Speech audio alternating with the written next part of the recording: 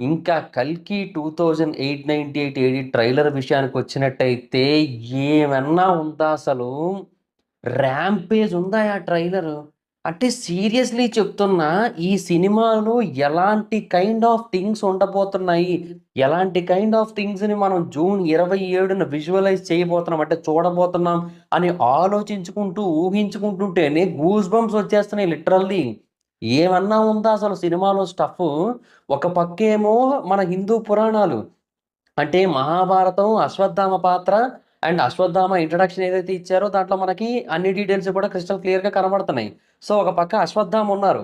And ఆయన power అప్పట్లో ఆగింది. అండ్ ఇప్పుడు మళ్ళీ ఆ పవర్ బయటకొచ్చింది. ఆ మణి పవర్ అది మనకి ట్రైలర్‌లో చూపిచ్చారు. సో, ఆయన ఒక ప్రాణాన్ని కాపాడాల్సుంటుంది. ఆ ప్రాణం దీపికా పదుకొనె కడుపులో ఉన్న బిడ్డ. అండ్ ఆ బిడ్డని గనక చంపేసినట్టయితే ఇంక